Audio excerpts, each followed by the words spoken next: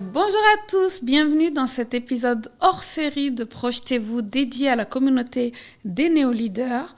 On va apporter pour toi et on l'a pensé pour toi tout ce qui est en rapport avec le leadership d'aujourd'hui. Ici, on plonge au cœur des défis, des stratégies et ce sera co-animé avec Fawzi Malar, mon cofondateur de Néo-leaders. Oui, bonjour Mervette et bonjour à tous les auditeurs. C'est toujours un plaisir renouvelé en fait de parler autour des thématiques du leadership. Alors abonne-toi, rejoins-nous sur la plateforme préférée. Nous enregistrons en studio, donc tu peux nous voir aussi sur YouTube pour avoir une meilleure expérience. Pour en savoir plus et accéder à toutes nos ressources, inscris-toi à la communauté des néo-leaders. Et maintenant, suite à l'épisode du jour. Let's go. Let's go. Bonjour à tous et bienvenue dans ce nouvel épisode de Projetez-vous spécial néo-leaders. On est bien dans la bonne humeur, dans un bon studio. Moi, j'arrête pas de tourner mon fauteuil, donc n'hésitez pas à nous regarder si vous sentez mal.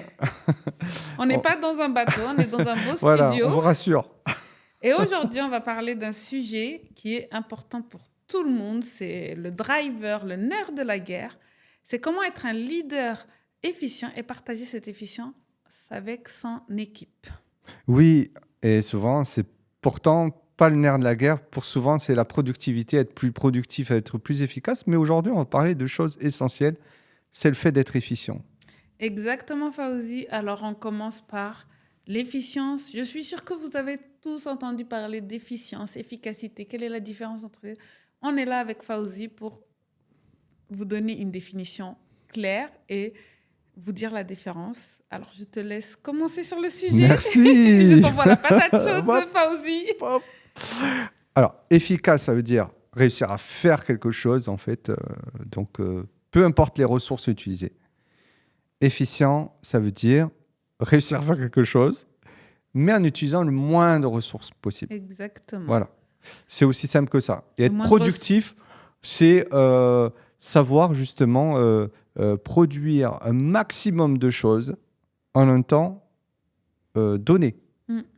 Donc, ça n'a rien à voir, en fait. Exactement. Donc, c'est 3 concepts. Prenez vos stylos, apprenez les définitions que Fawzi vient de vous donner et puis différenciez-les. Donc, il y a une différence entre efficacité, efficience et productivité. Aujourd'hui, les ressources dont on parle, c'est bien sûr les ressources d'argent, mais la ressource pour moi la plus importante, c'est notre temps et notre santé. Comment être efficient ? Eh bien, sachez que je pense qu'aujourd'hui, on a tout ce qu'il faut pour être efficient, mais on a aussi tout un tas de pollution qui nous empêche d'être efficients et à nos équipes d'être efficients parce qu'on a trop d'informations, trop d'outils, même l'intelligence artificielle. Récemment, il y a eu Mistral AI. Est-ce qu'on prend Mistral AI, ChatGPT ? Est-ce qu'on prend Claude ? Donc ça, nous, au sein de la communauté des néo-leaders, via notre déjà premier module de leadership sur l'intelligence artificielle, c'est une partie intégrante du leadership. C'est savoir naviguer à travers tout ce qu'on a à notre disposition pour être efficient. Et être efficient, c'est d'abord s'inscrire dans un système aussi de leadership optimal. Donc, vous savez, c'est humain fois machine. D'accord ? Exactement, c'est notre Donc ça, système.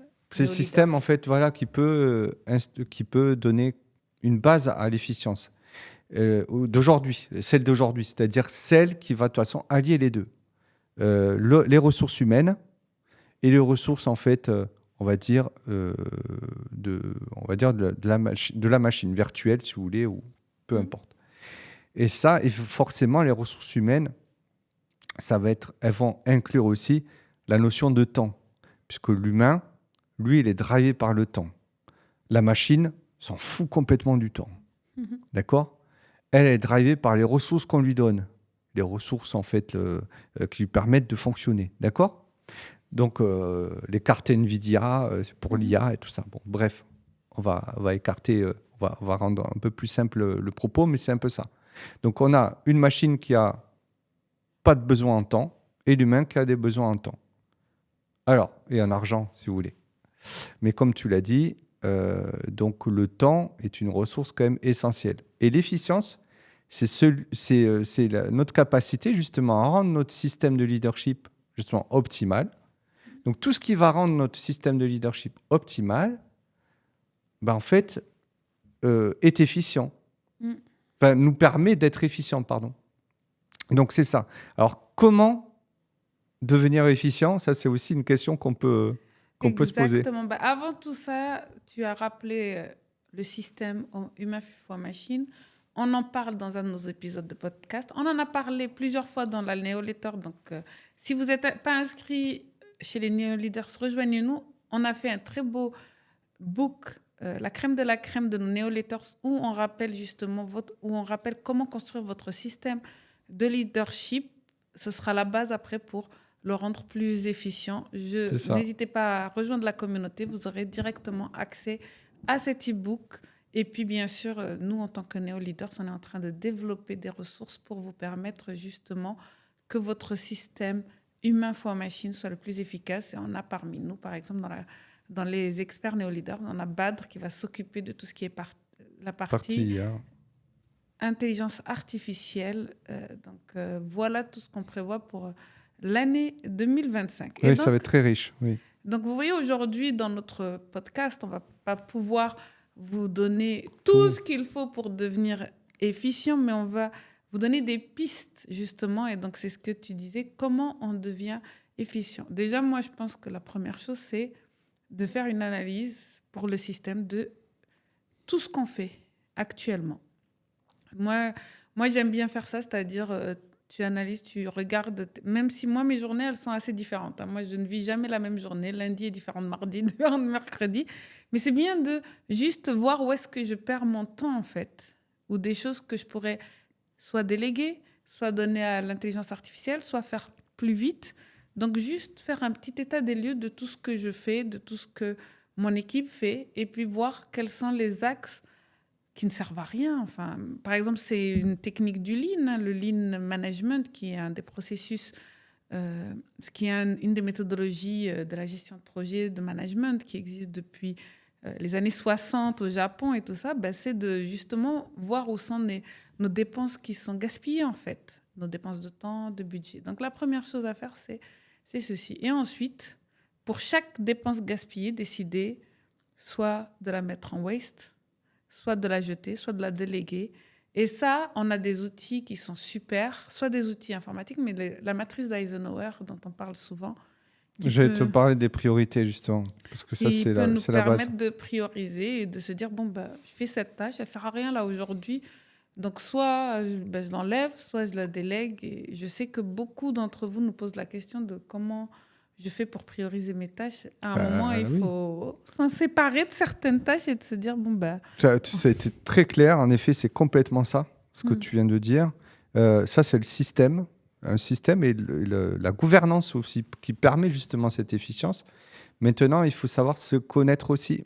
Parce que c'est ça aussi qui pêche. C'est-à-dire qu'on peut avoir le meilleur système de gouvernance, c'est-à-dire le meilleur système pour prioriser, le meilleur système pour déléguer, le meilleur système pour automatiser. Mais si on ne sait pas nous-mêmes, en fait, on a envie d'être, et si on ne se connaît pas, on ne va pas savoir, en fait, si on va brûler nos propres ressources ou si on va être capable de faire ce qu'on a envie de faire. Et ça passe déjà par la connaissance. Donc, par un système qui nous permet de nous connaître mieux. Connaître personnellement, mais nous connaître collectivement. Donc, ça, c'est un truc. Et puis, bien sûr, appliquer la gouvernance que tu viens d'expliquer, qui permet justement de sauvegarder cette efficience. Autre chose aussi, il faut savoir laisser la machine pour des choses, par exemple, automatiser ou faire des choses qu'on n'a pas envie de faire. Matrice Eisenhower, ce que tu as envie de déléguer, que tu peux automatiser, donne-le à la machine. Et puis l'humain doit rester sur ses compétences humaines. Voilà. Donc, et c'est pareil pour vos équipes, en fait.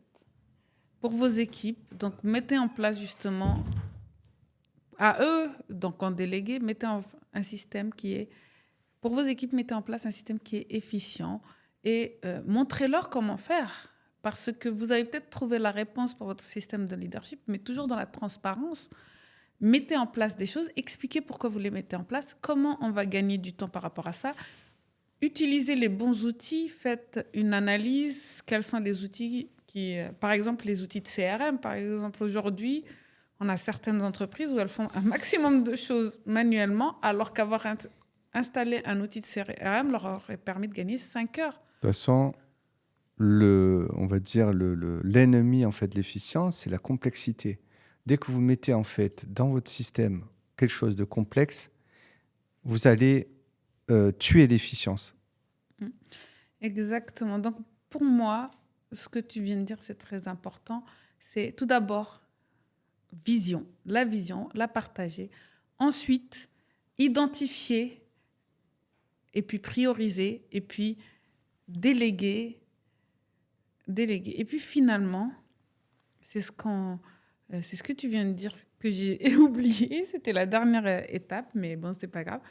Et puis finalement, diffuser, utiliser les bons outils avec l'équipe et puis continuer sur ce chemin-là. Et puis se connaître. Ça, je répète encore, c'est important. C'est la vision, d'accord. Ouais, mais c'est se connaître aussi, au-delà de la vision, c'est se connaître personnellement, mais aussi collectivement. Plus on travaille ensemble, plus on va se connaître, plus on va savoir qui est le mieux placé pour faire les choses. Parce qu'en effet, si tu obliges une personne à faire quelque chose qu'elle n'a pas envie de faire, ben, là, l'efficience, on peut l'oublier. Exact. Donc voilà. Mais tout a été dit en tout cas. Et toujours pareil, faites attention à votre santé mentale, à celle de vos équipes. On ne peut pas travailler 70 heures par semaine, même si on aimerait tous et tout ça. Et puis je ne sais plus qui le disait, mais l'humain, il n'est pas fait pour travailler. L'humain, le rôle de l'humain, j'ai oublié en fait l'auteur, mais l'humain, il est fait pour créer. Donc, ça fait partie des compétences humaines. C'est-à-dire que l'équipe doit passer le plus clair de son temps à créer, évidemment, et à développer ce qu'il crée. Mais la production, elle doit être au maximum, en fait, déléguée. Tout ce qu'on peut déléguer en termes de production doit être délégué à la machine ou à d'autres personnes. Des services qui ont déjà des outils ou des autres entreprises. Elles ont des process qui vont nous faire gagner du temps. C'est très important et c'est là où on a aussi tous ces choix entre internaliser ou externaliser ou bien recruter. Mais ça va servir à quoi de recruter si c'est pour une opération ponctuelle? Donc, toutes ces questions-là on va pouvoir apporter les réponses dès qu'on aura créé notre système où on aura identifié nos ressources, comment elles gèrent leur temps. Et puis, n'oubliez pas aussi, l'efficience, c'est aussi avoir ce chiffre en tête. Je vais te le dire et tu vas me dire à quoi tu penses. 80-20. Ah oui, bah ça évidemment. Mais bon, pour ça, il faut le mesurer. Je suis complètement d'accord. 80-20, ça, c'est vraiment la règle, un effet d'équilibre. Trouver vraiment les 80% des choses que l'on fait qui sont inutiles et inversement d'ailleurs. Et les 20, voilà, donc l'efficience, pour augmenter cette efficacité et l'efficience, trouver les 20% de choses que vous faites qui apportent 80% des résultats que vous voulez. Des résultats, bien sûr. Donc mais j'ai oublié le nom, c'était 80-20, c'est quel principe? C'est le principe du 80-20. Ça s'appelle comme ça. Principe de 80-20. Donc voilà, on termine l'épisode sur cette note et puis on vous dit à la semaine prochaine pour un nouvel épisode de Projetez-vous. À la semaine prochaine. Alors, et voilà Néo-Leader, c'est un nouvel épisode qui se termine. J'espère que tu es reparti avec des concepts et des plans d'action rapides. Le leadership, c'est un voyage continu. En effet, le leadership, c'est un voyage en fait, qui nous permet de nous connaître plus et de connaître ses équipes. Et j'espère que ce voyage t'a été agréable. Si tu as aimé ce format, n'hésite pas à nous laisser une note et des commentaires et puis à nous joindre directement. N'hésite pas aussi à t'inscrire à la communauté Néo-Leader si vraiment tout ce qu'on t'a dit t'a touché. Et je te dis à la semaine prochaine pour un nouvel épisode hors série. À la semaine prochaine.